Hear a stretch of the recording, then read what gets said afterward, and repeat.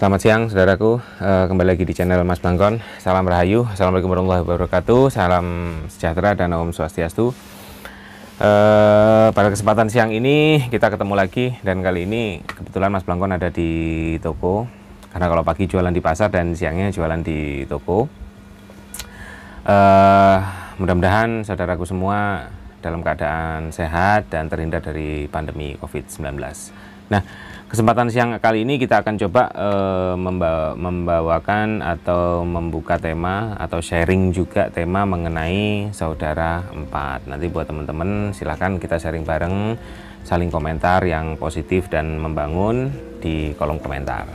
Nah, kita coba angkat tentang saudara empat, karena saya juga ingin membahas beberapa poin mengenai saudara empat. Yang pertama mungkin nanti bagaimana dengan atau apa sih tujuannya mengenali saudara empat, kemudian apa itu saudara empat dan bagaimana cara merawat saudara empat, serta bagaimana cara mewujudkan atau mengendalikan saudara empat itu sendiri. Tadi poin-poinnya sudah saya tulis di sini. Poin yang pertama, kita membahas mengenai tujuan mengenali saudara empat, ya. Apa sih tujuan pertama untuk mengenali saudara empat? Jadi tujuan yang pertama adalah sebagai dasar pengenalan jati diri kita, karena saudara empat ini merupakan bagian dari jati diri kita, 4 unsur itu tadi, ya. Saudara empat sendiri itu merupakan bagian dari 3 rasa yang dimiliki oleh manusia, karena dinamakan manusia itu kalau orang Jawa nyebutnya sebagai manungso, jadi manunggaling rasa.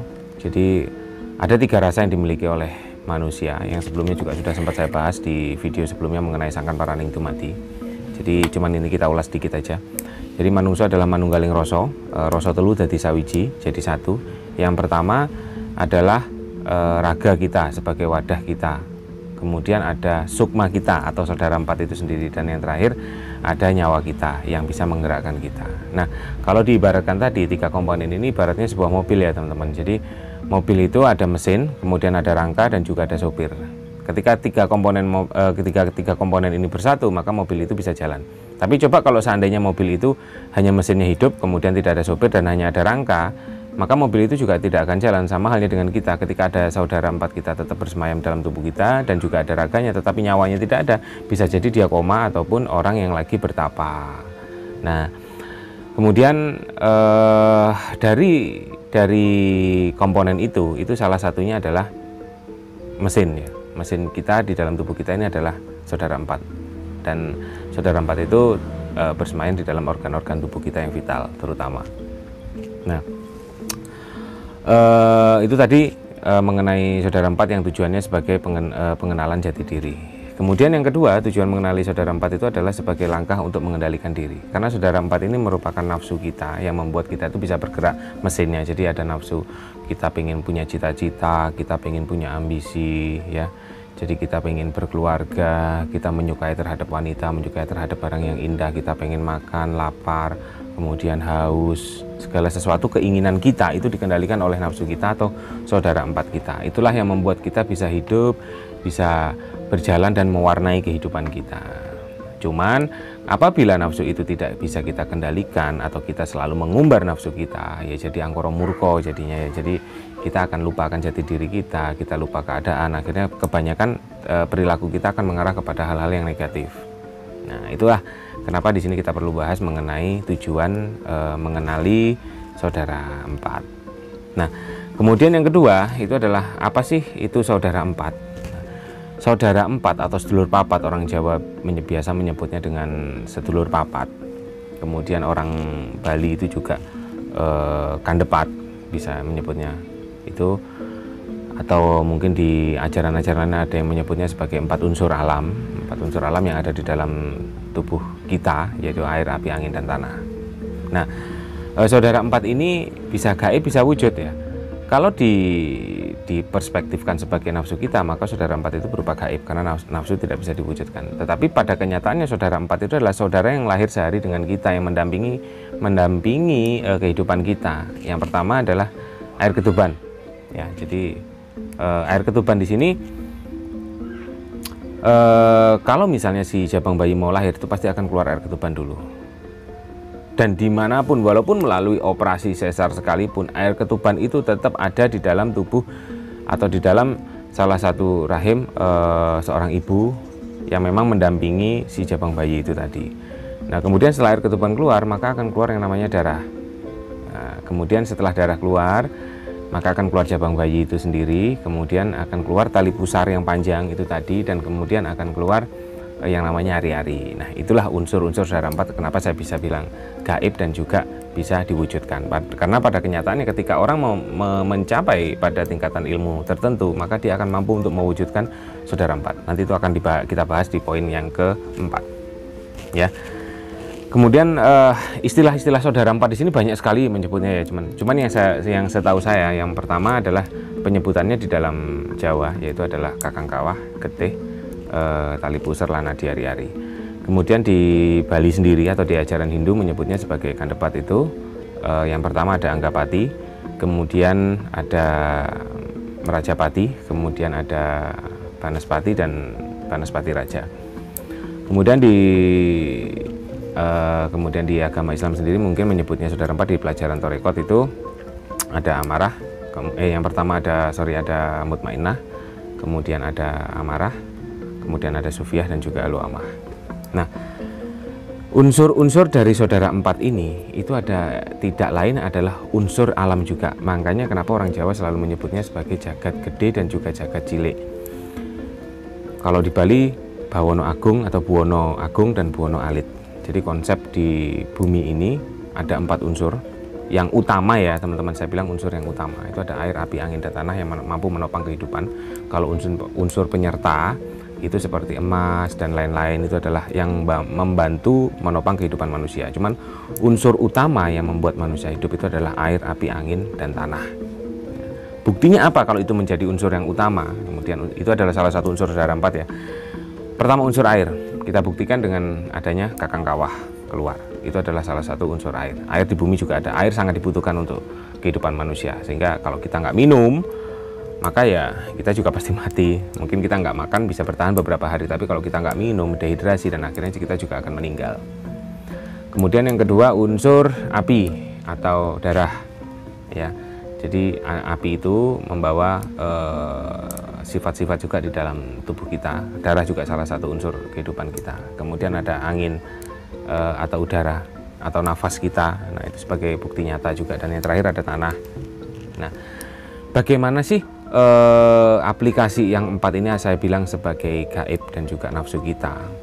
Nah, saudara 4 ini teman-teman, kalau diibaratkan sebagai nafsu ya memang nafsu. Kita contohnya seperti ini. Yang pertama adalah air, kakang kawah.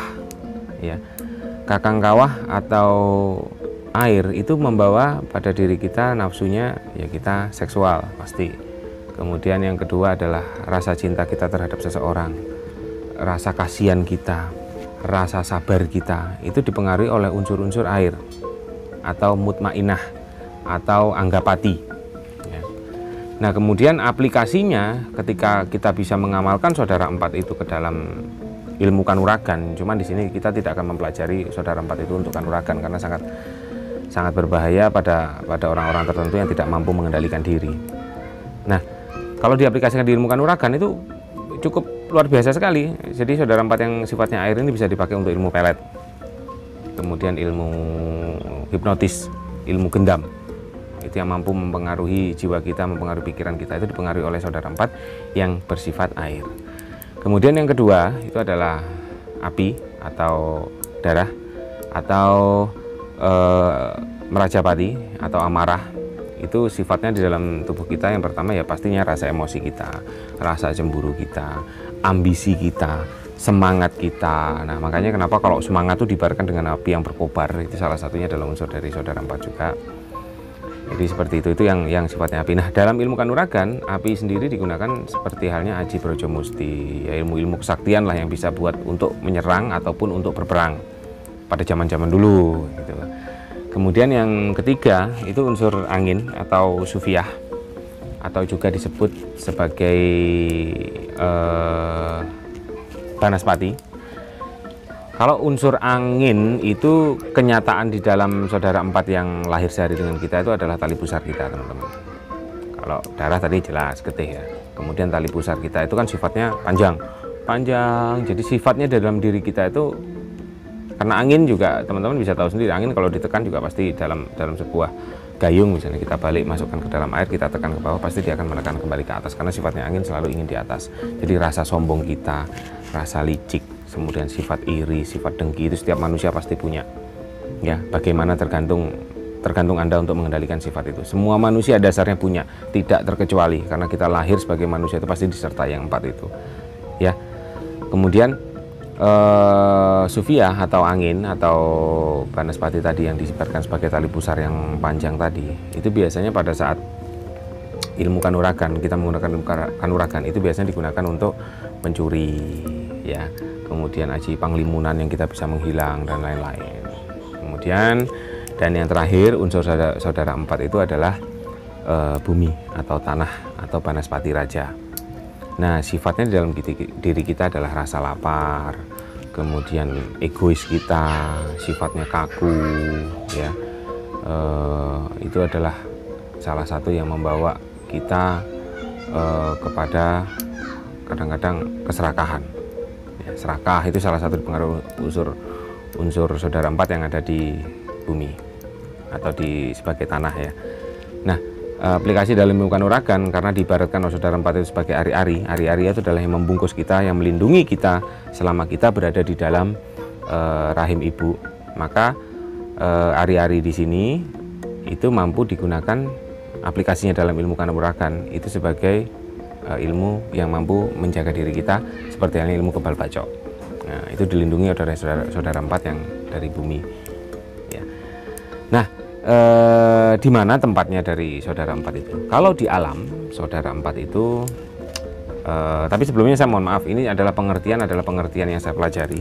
Jadi setiap orang boleh memahami dan menerapkan dengan pengertiannya masing-masing. Di sini makanya tadi saya bilang bahwa di sini kita sharing, ya, bukan menggurui. Saya tidak menggurui, tapi kita sharing. Nah, kembali lagi bahwa di mana sih tempat saudara 4 itu kalau di alam? Nah, kalau di alam itu tempatnya yang pertama adalah air. Air itu tempatnya di timur. Kemudian api itu tempatnya di selatan. Kemudian angin itu tempatnya di barat. Dan bumi atau tanah itu tempatnya di utara. Nah, makanya kenapa ketika kita mau meninggal, karena saudara 4 itu adalah bagian dari diri kita, kita diharapkan mampu melepas keempat unsur itu secara cepat sehingga terjadilah manusia itu mokso. Mokso itu artinya adalah mengembalikan unsur-unsur kehidupan yang ada di alam, yang ada di alam, yang menyatu dalam tubuh kita itu secara cepat ke alam lagi. Jadi bukan menghilang. Artinya begini teman-teman.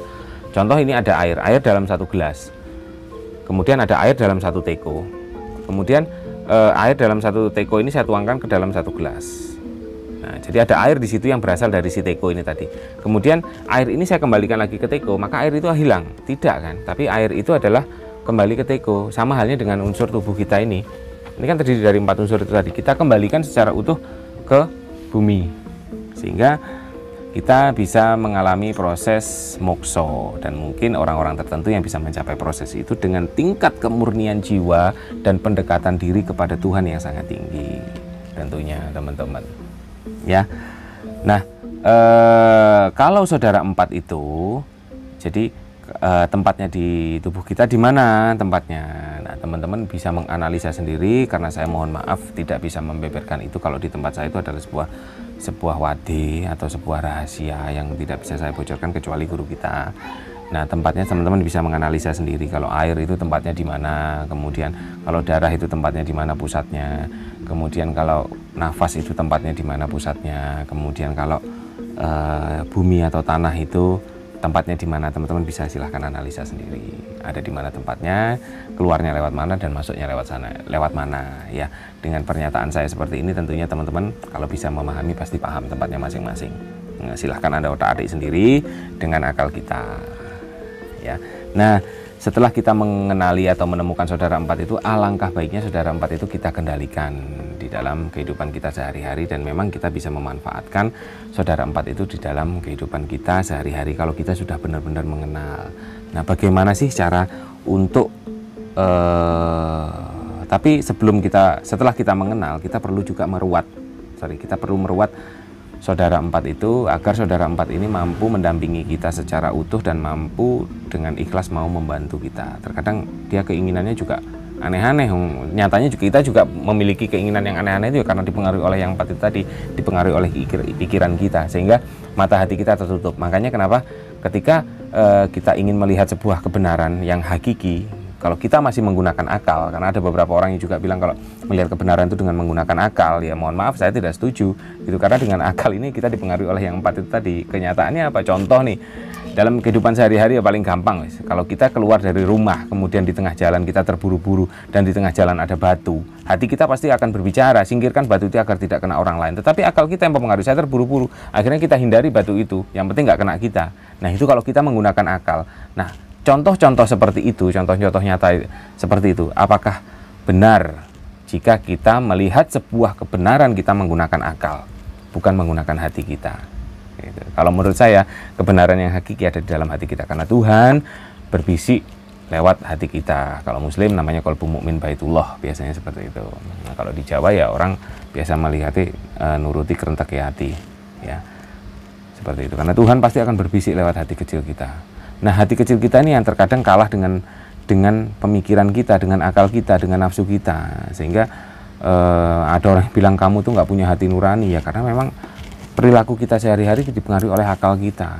Kalau kita hati nurani kita tuh tajam, kita berusaha untuk menemukan kemurnian jiwa kita, yang namanya orang korupsi juga nggak mungkin ada. Sesusah-susahnya hidup dia tidak akan mengambil hak orang lain, ya. Sesulit-sulitnya dia pasti akan tetap menolong orang lain dengan menggunakan hati nurani dia. Ya, walaupun dia dalam kondisi sulit sekalipun, dia akan tetap berusaha untuk membantu orang lain, walaupun tidak dengan harta dia, tetapi dengan pikiran dia, dengan tenaga dia. Jadi seperti itu, teman-teman. Nah, tentunya setelah kita tadi panjang lebar mengenai saudara empat, kita juga perlu tahu bagaimana cara meruat saudara empat. Ya. Jadi saudara empat itu kita ruat dengan jenang weton. Seperti apa jenang weton itu? Ya teman-teman. Kalau saudara empat itu terdiri dari 4 unsur tadi, air berwarna putih atau bening, diibaratkan seperti itu. Kemudian yang kedua darah, diibaratkan dengan warna merah, ya, api. Kemudian udara, diibaratkan dengan warna kuning. Terus kemudian yang terakhir adalah bumi, diibaratkan dengan warna yang hitam. Nah, maka di dalam tradisi Jawa ada yang namanya penyebutan sebagai jenang weton untuk meruat saudara empat. Apa sih tujuan meruat saudara empat itu? Agar kita memberikan makan atau apa ya, kalau meruat itu ya istilahnya memberikan makan, membuat kesenangan saudara empat itu agar tetap mau menjaga dan melekat di dalam tubuh kita, ya. Nah, bagaimana caranya? Jadi kalau misalnya membuat jenang weton itu, cara membuat jenang weton itu teman-teman, yang pertama adalah dengan menggunakan beras putih, ya. Jadi beras putih sebagai perlambang saudara empat, air. Kemudian yang kedua beras merah. Jadi berasnya jangan sekali-sekali, atau jenangnya itu jangan sekali-sekali dicampuri sumba. Jadi yang real, karena di Jawa sendiri juga real, beras merah ada, ketan hitam juga ada, beras jagung ada gitu ya. Beras putih dibuat bubur, kemudian beras merah dibuat bubur juga sebagai perlambang dari saudara empat yang api. Dan yang ketiga adalah beras jagung yang berwarna kuning sebagai saudara empat yang angin. Kemudian yang terakhir adalah ketan hitam, itu dipakai untuk melambangkan saudara empat yang bumi. Nah, keempat ini kita masak bubur, kita olah sedemikian rupa agar kita merasa enak untuk memakan bubur ini, teman-teman. Jadi ditaruh di dalam satu piring bubur ini, jangan dicampur dulu ya.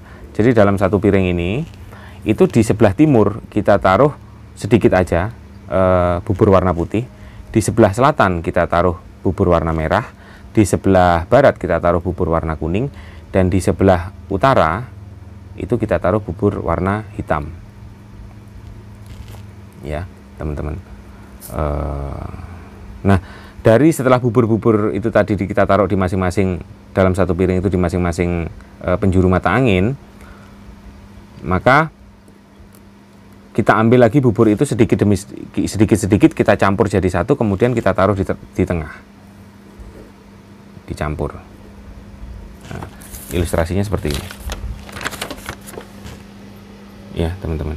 Nah, sorry, ini warna putih, kemudian ini ini warna putih, kemudian ini warna merah, kemudian ini warna kuning dan warna hitam. Kemudian dari bubur-bubur ini diambil sedikit-sedikit, ditaruh di tengah dalam satu piring ini, ya. Jadi sekali lagi diingat, putih ada di timur, kemudian merah ada di selatan, kemudian kuning ada di barat dan hitam ada di utara. Nanti saya akan jelaskan di deskripsi ya. Jadi itu adalah cara bagaimana kita meruat saudara empat. Kemudian kita berikan santan, entah itu susu atau santan, supaya enak dimakan, ya teman-teman. Sehingga setelah itu kita berdoa dengan keyakinan kita masing-masing. Dan kalau menurut saya pribadi, doa yang paling inti seperti ini. Kalau mungkin yang muslim, kita sertai dengan syahadat dulu, kemudian bacaan basmalah, kemudian ayat kursi, kemudian bisa juga setelah itu baru kita baca kita baca niatnya untuk meruat. Kalau secara Jawa seperti ini biasanya. Kalau saya pribadi niat ingsun ngeruat sedulurku papat sing lahir sedina bareng aku, bareng ingsun, sedulurku papat sira simpangno brahala ingsun, cedhakno rejeki ingsun, adohno bilai ingsun, lan ewangono apa sing dadi setyaku supaya selamat ing dunya lan akhirat. Selamat kersane Gusti yang murbeng dumatine gesang. Nah, itu kalau saya seperti itu, teman-teman. Nanti saya akan juga tuliskan niatnya di deskripsi ya. Itu adalah cara untuk meruat saudara empat dengan jenang weton, dan itu kita lakukan setiap sebulan sekali pada saat hari kelahiran kita atau weton kita ya. Bukan tanggal lahir kita, tapi weton kita, hari kelahiran kita. Nah, yang perlu kita pahami, dalam 1 tahun hari kelahiran kita, mungkin teman-teman bisa cek, itu rata-rata hanya ada 11 bulan. Dan ada 1 bulan yang biasanya kosong. Di saat itulah adalah menjadi lemahnya kita, titik lemah kita di dalam 1 tahun itu. Dan itu sangat berhati-hati bagi Anda yang menekuni dunia spiritual tentunya. Kadang-kadang serangan-serangan gaib atau apapun lebih mudah masuk di saat dalam 1 bulan itu tidak ada weton kita. Seperti itu. Maka itulah tujuan kita meruat saudara empat, agar dia mau menjaga kita, kemudian membantu kegiatan kita selama kita ada di dunia, selama kita hidup, karena memang Tuhan sudah menciptakan itu untuk membantu kita ya. Hanya saja kita yang tidak mau belajar dan mengenali. Kemudian yang ketiga, sebagai pengenalan jati diri kita, sebagai dasar untuk mengenali jati diri kita, karena ketika kita sudah menemukan yang 4, maka kita akan menemukan yang 1, kemurnian jiwa itu tadi. Dan yang terakhir adalah sebagai langkah pengendalian diri. Itulah tujuan dari kita mengenali dan meruat saudara empat. Nah, dan yang terakhir, bagaimana sih cara mewujudkan atau mengendalikan saudara empat ini?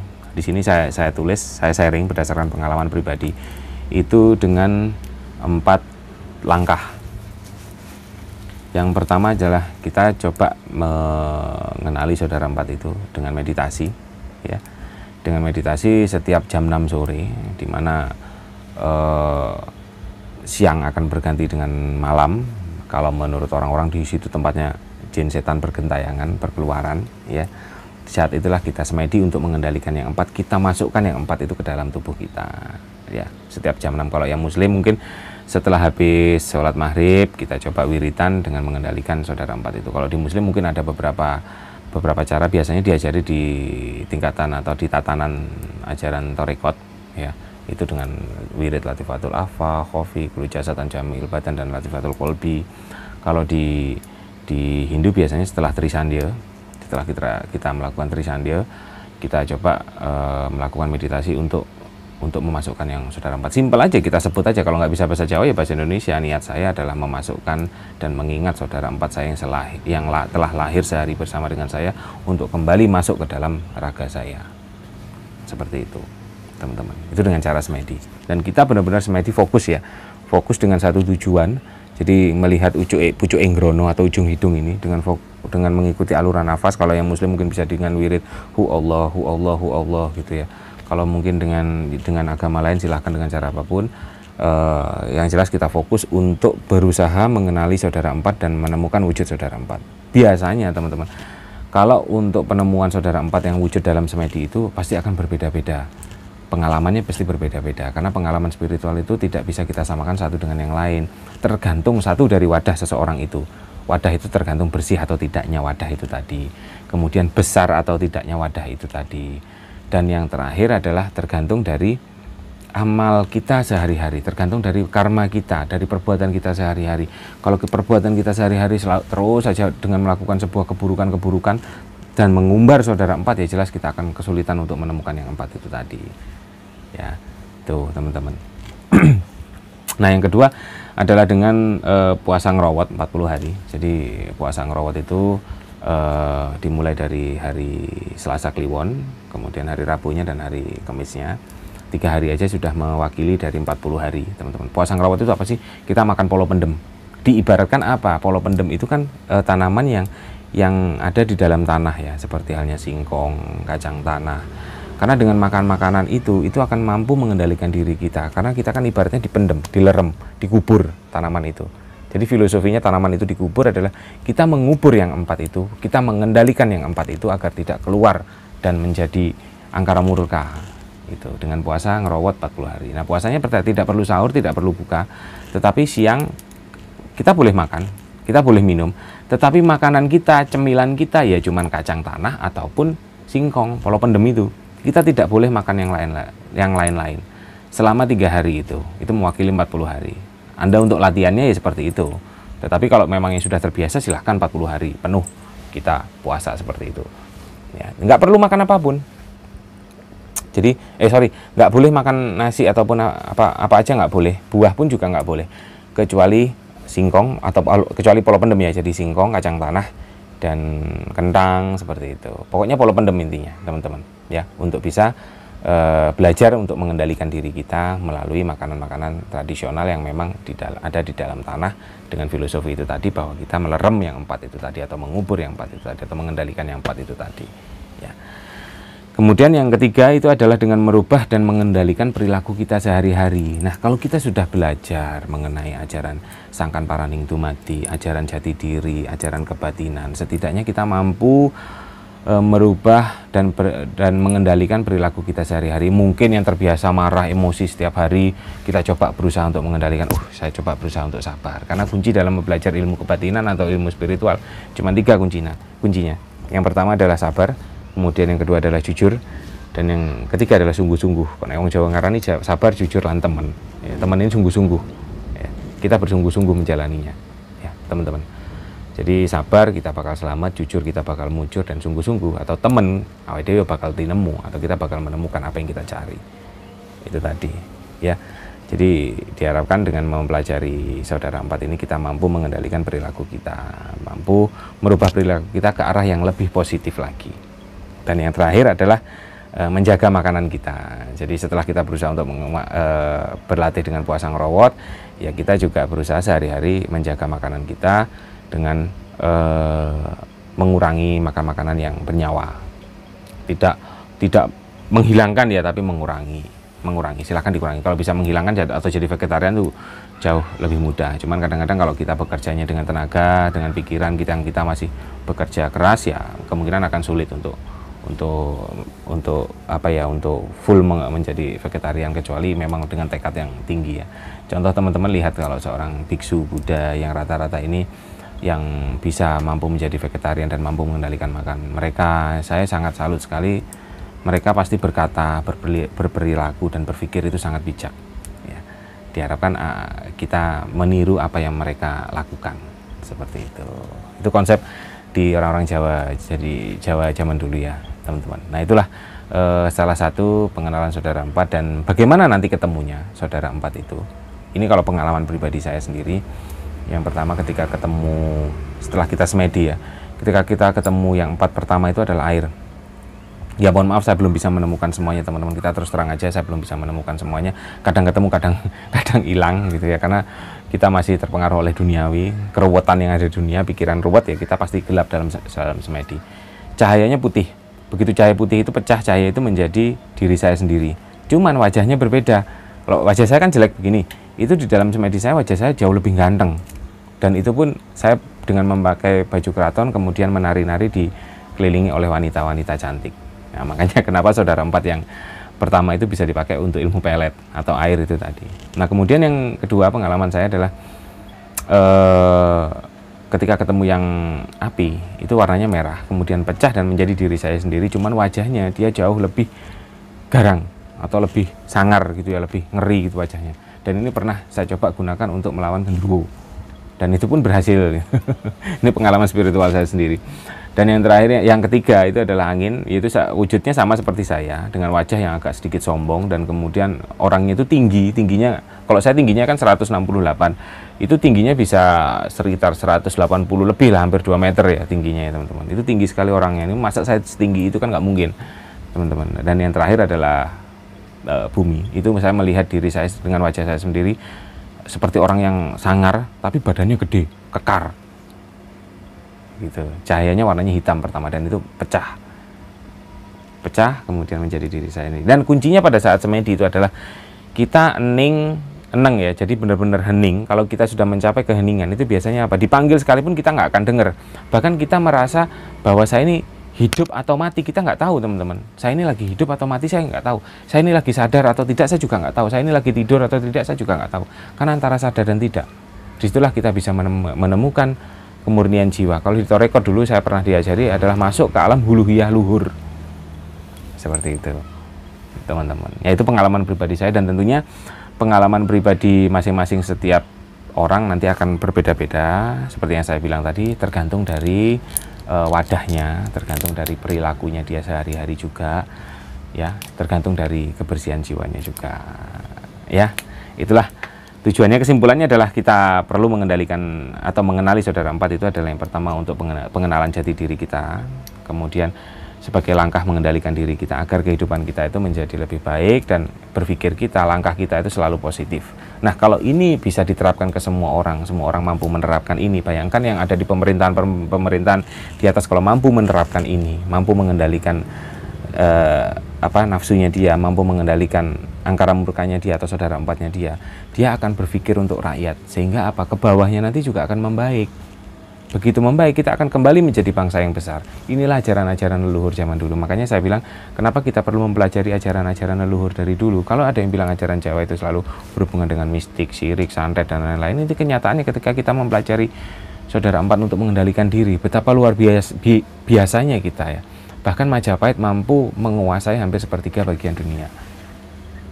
Seperti itu teman-teman, saking luar biasanya mereka mampu mengendalikan diri, tirakatnya juga kuat, sehingga hati nuraninya benar-benar muncul. Kalau pimpinan-pimpinan kita di atas itu tidak lagi berpikir dengan akal, tetapi memadukan antara akal dan hati nurani, maka bangsa ini akan menjadi bangsa yang nyaman. Makanya menurut saya pribadi, saya tidak setuju apabila mencari kebenaran dengan akal, tapi perlu mencari kebenaran dengan hati nurani, karena akal masih dipengaruhi oleh nafsu Anda. Seperti itu. Karena kebanyakan pemimpin di atas masih berpikir dengan menggunakan akal, tanpa menggunakan hati nuraninya. Tapi tidak semuanya. Pasti ada sebagian orang yang memang ditakdirkan memiliki hati nurani yang sangat tajam, sehingga dia mampu menembus kebatinan yang juga sangat tajam.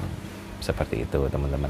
Dan pesan saya adalah satu, yuk kita sama-sama sharing, kita sama-sama berikan komentar yang positif, kita sama-sama belajar untuk mengenali jati diri, belajar kembali lagi ke ajaran-ajaran leluhur tanpa harus meninggalkan agama kita masing-masing, tetap berpegang teguh pada agama yang utama. Kemudian yang kedua, tidak meninggalkan budaya-budaya leluhur, ya teman-teman. Dan yang ketiga, tidak meninggalkan sejarah kita, karena nilai-nilai luhur dalam sebuah budaya, dalam sebuah sejarah itu banyak yang bisa kita terapkan di kehidupan yang sekarang, karena mengingat bangsa kita adalah bangsa yang besar, ya teman-teman. Sekian dulu dari Mas Blangkon. Semoga video ini bermanfaat, dan jika menurut Anda bermanfaat, silahkan share, like, komen, dan subscribe tentunya teman-teman, ya. Sekian, Mas Blangkon pamit. Salam Rahayu. Wassalamualaikum warahmatullahi wabarakatuh. Om Swastiastu dan salam sejahtera.